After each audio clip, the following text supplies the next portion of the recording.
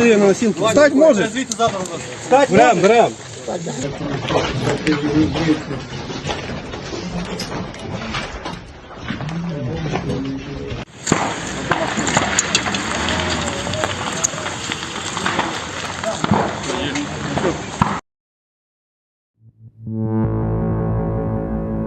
The situation near Andriivka remains difficult.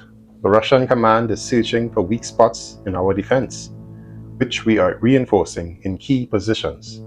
These were the words of Dmitry Malo, co-founder and executive director of the Ukrainian Center for Security and Cooperation. He says that the Russians' focus is to close the pocket west of Kursk and push the Ukrainians completely out of the bridgehead.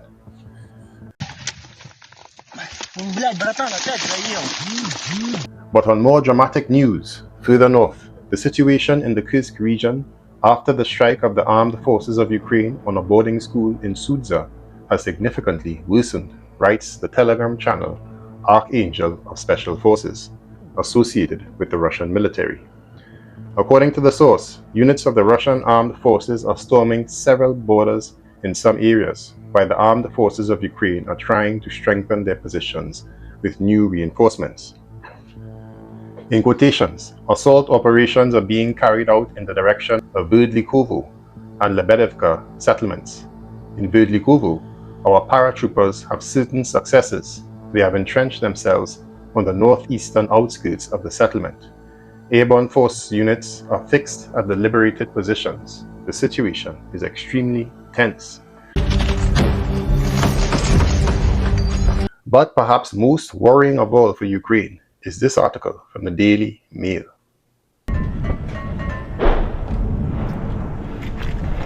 Ukraine's front could collapse in months, and the article opens as follows.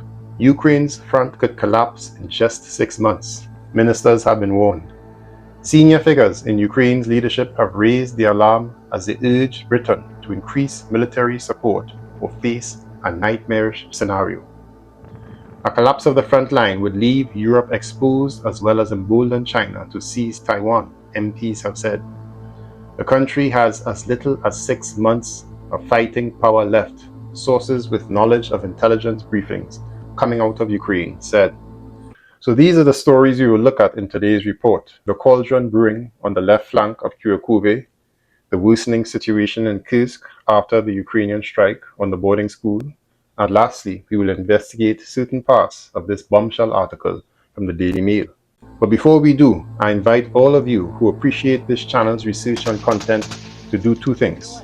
First, click the join button to see all the exclusive content I have posted for channel members. There are 4 tiers, and for a detailed explanation, head over to the community post tab where I explain exactly what you will get.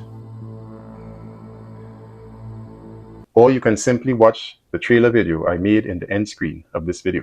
The complete and uncensored version of all footage and clips in this and in previous videos are uploaded here.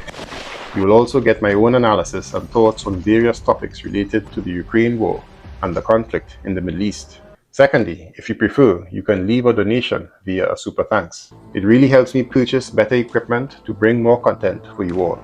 Okay, my friends, let's get into it, and we will start off with the Kursk Oblast.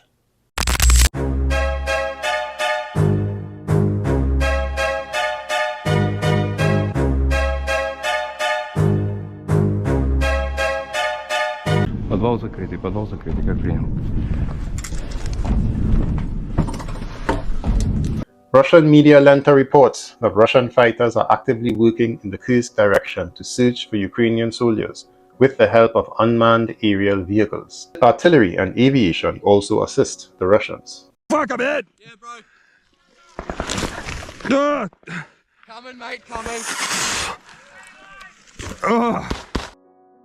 The armed forces of Ukraine in turn increased the use of large agricultural drones capable of carrying more explosive. However, they are also successfully destroyed. Every day, the armed forces of Ukraine remotely mine their approaches and try to tighten the reserves, which are struck even before arrival, the authors of the Archangel Telegram channel noted. On February 1st, the armed forces of Ukraine targeted missiles at the boarding school, where previously captured Russian citizens could be. This provocation is aimed at distracting world public opinion from the atrocities of the Kiev regime, which were committed in the village of Roskoye Perushnoye in the Kursk region, wrote the Ministry of Defense. In response to this, Russia has promised the Ukrainian side a strategic defeat. Kremlin representative Dmitry Peskov called the attack on the boarding school in the Kursk region a monstrous provocation of the Kiev authorities.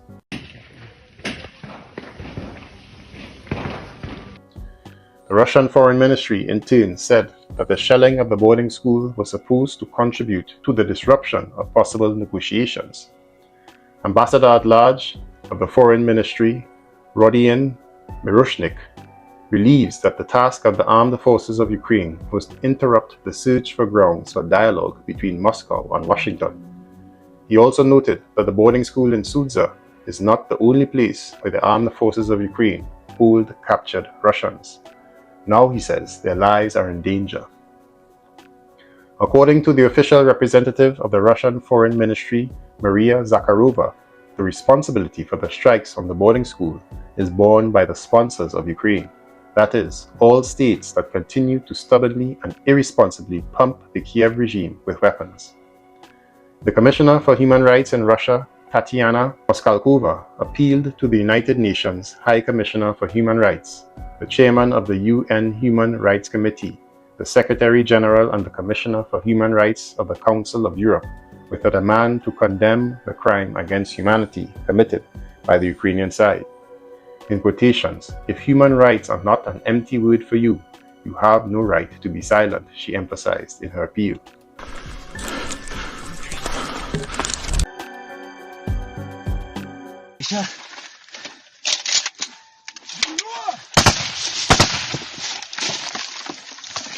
Russian troops are increasingly focusing their efforts on capturing Andriivka in the Donetsk Oblast, trying to break through to the village from several fronts, Deep State has reported. Analysts at the Deep State project say that the Russians are actively attacking the positions of the Ukrainian defense forces north of Andriivka. The Russians are attacking from the areas of Slovianka and Petropavlivka, advancing along the ravines of the Yasnovo-Andriivka road. On the northeastern outskirts of Andriivka, the Russians have entrenched themselves, and their attempts to advance have intensified. They are moving from Petropavlivka using dug-in fortifications to get deeper into the village. In quotations, recently everyone could observe a red enclave, that is, the Russian-occupied territories around Andriivka are marked in red on the map. On the northeastern outskirts of Andriivka, which some people, they say, took as a mistake on the map. In fact, this reflects the presence and consolidation of the Russian infantry on the outskirts of the village, which are coming from different fronts, even through the positions of the defense forces, the message reads. At the same time, Russian infantry is trying to break through the village of Shevchenko along the engineering and fortification structures that connect it to Andriivka. In quotations again, after the first successful attempts to get into Andriivka, the Russians have seen an opportunity to develop this, so they are sending waves of infantry with the task of die but make it. In addition, the Russians are focusing their efforts on the area between Ulakli and Dachny, which are located south of Andriivka. This may open up new opportunities for further assault on the village, Deep State notes. Analysts report that the defense of Andriivka remains difficult due to a number of problems, but the Ukrainian military is doing its best to hold back the Russians. Так и живем.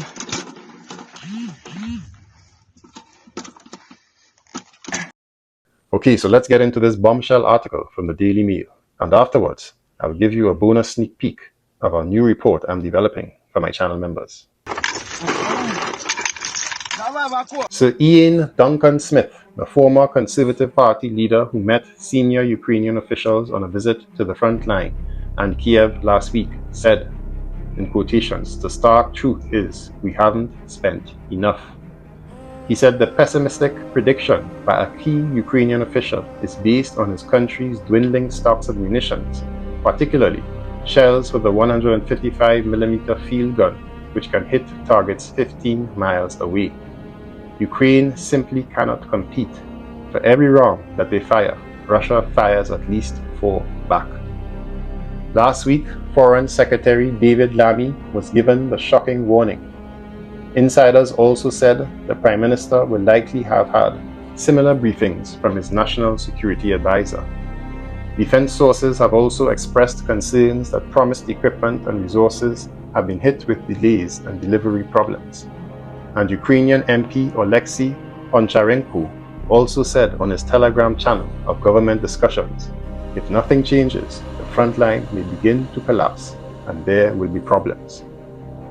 Writing in today's Mail on Sunday, Sir Ian says a senior Ukrainian intelligence officer told him bluntly, Ukraine is losing the war.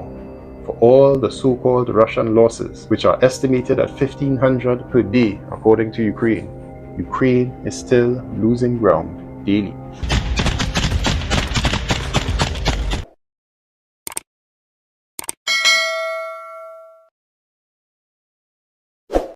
When Sir Ian asked how long the country could hold on for, the intelligence officer replied, at worst 6 months.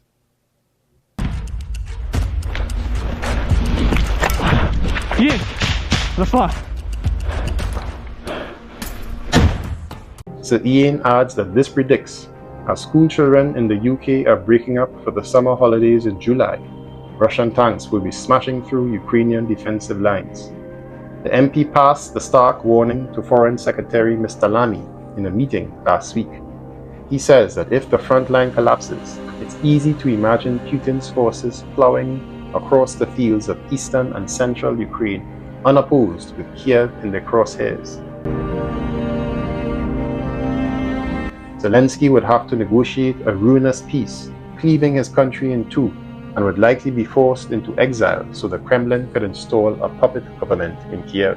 Victorious military parades, he said, would trundle through the Red Square, while the citizens of Ukraine face a bleak future under the jackboot of their so-called murderous neighbor, in quotations. It's a nightmarish scenario for the West, given the vast sums spent supporting Ukraine. An estimated 1 million people have been killed or wounded in the war, which this month will enter its 4th year. Ukraine has been losing territory in the East, closed quotations. On reading this now, I hearken back to yesterday when I got into a heated debate with a bunch of pro-Ukrainians on the X platform who were telling me with unsubstantiated claims that Ukraine is winning this war. Talk about living in a delusional echo chamber. Last month, the UK Prime Minister traveled to Ukraine and met President Zelensky, signed a landmark 100-year partnership as a statement of our intent for the long term in relation to our commitment to Ukraine, close quotations. During the visit, Sir Keir Starmer said, we're now a long way into this conflict. We must not let up. It's very important we ensure Ukraine is in the strongest possible position. Former Conservative Security Minister Tom Tugendhat said, Russia's war against us has seen sabotage, murders and fraud. We know Putin's designs don't stop at Ukraine, but failure there would encourage his violent ambitions and put us all at greater risk. Conservative MP and former Foreign Affairs Committee Chair Alicia Kearns said, Ukraine is consistently underestimated, yet they have survived yet another winter under-resourced and under-supported. Europe seems to be forgetting Ukraine is its front line. Its indomitable spirit is not enough. We must give them more to defeat this terrorist imperialist and now. Now, just to repeat, these were quotations I read from the article. These are not my own views. Some of you tend to complain that I am taking the Ukrainian side, so I just want to make that crystal clear. Now, before you leave, I just want to give you a sneak peek of a new report I'm preparing for my channel members as to why, if NATO and Russia were to engage in a combat right now, NATO will likely lose despite their supposed numerical superiority. Come on, let's get out of there. We'll have to report that as well, yeah? In 2024, reflecting a popular Western belief, former Secretary of Defense Lloyd Austin said, NATO is the most powerful and successful alliance in history. Yet, just 2 years earlier, in 2022, after a 15-year campaign, NATO was defeated by the Taliban, a ragtag group of poorly armed insurgents. So how can NATO's humiliating defeat and Lloyd Austin's comments be reconciled? Of course, NATO was never the most powerful military alliance in history. That accolade surely goes to the World War II allies, the US, Russia, Britain, and the Commonwealth nations. Nevertheless, after 1945, NATO did its job and did it well. Since the Berlin Wall's fall, though, its record has become tarnished. Satisfactory in Kosovo, humiliated in Afghanistan, strategic failure looming in Ukraine. Are we really sure NATO is up to the job of defending Democrat Europe from a supposedly expansionist Russia in the doomsday scenario of a conventional NATO-Russia war? These were the words of a very insightful article in The Spectator. The doomsday NATO-Russia war scenario is the defining way to explore this question. Amateurs talk tactics, professionals study logistics. And our strategic analysis needs to start all the way back in NATO's logistics rare areas, then work forward to a future line of battle on the continent of Europe. First, unlike Russia, no major NATO nation is industrially mobilized for war, as evidenced by the fact that Russia is still outproducing NATO on 155mm shells for Ukraine, which incidentally gives the lie to the view that Russia is poised to take more of Europe. If we in NATO truly believe this, we would all be mobilizing at speed. More importantly, it is not clear that NATO could mobilize at the speed or scale needed to produce the levels of equipment, ammunition, and people to match Russia. And certainly not without a long build-up that would signal our intent. This is not just about lost industrial capacity, but also lost financial capacity. Of the largest NATO nations, only Germany has a debt-GDP ratio below 100%. Second, to have the remotest chance of success in this doomsday scenario of a NATO-Russia war, US forces would need to deploy at scale into continental Europe.